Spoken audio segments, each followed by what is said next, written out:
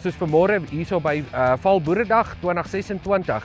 Agter my is ons bevoorreg om 'n Massey 9S425 te hê. Die trekkers is al eintlik 'n geruime tyd in die land en ek is baie trots om te sê dat Massey dit deeglik getoets het die seisoen wat verby is en hulle is nou amptelik vir die mark beskikbaar en ons het reuse sukses gehad met die trekker. So wat is anderster vir die mense wat reeds Massey het? So die trekker is net gevat en verbeter. So die eerste plek kan hulle sien, daar's 'n spasie tussen die kajuit en die cab. So dit het ongelooflike sagte klank binne in die kajuit, so dit het die kajuit geraas baie verbeter. Dan die volgende ding is die 6-silinder Echo Power Engine wat nog steeds in die trekkers gebruik word.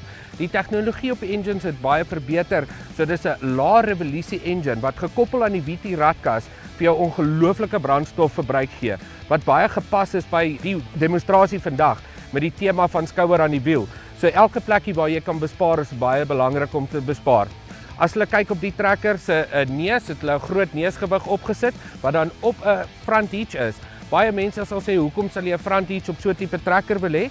Vir ons gaan dit meer oor die belading van die trekker. Dit is baie makliker om 'n belading 100% te kry en om presies daai regte belading te kry vir jou trekker waar jy dan weer kan brandstof bespaar.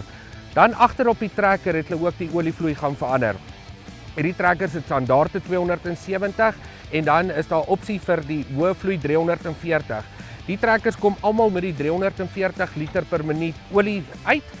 So let daarop, so daar sal nêrens 'n planter of iets tekortkoming hê aan olievloei nie. Die trekkers is reg vir julle. Terwyl ons op die hidroliese punt is, die hidroliese stelsel wat die implemente beheer agter, is glad nie gekoppel aan die trekker nie. So as daar kontaminasie van jou trekker af of van die implement af deurkom na jou trekker toe, is dit 'n addisionele tank afsonderlik, so die hele trekker word nie gekontamineer nie. Soos ek vir julle gesê het, let op die spasie in die kajuit. As jy jou arm so maak, kyk, my hande raak skaars aan die venster.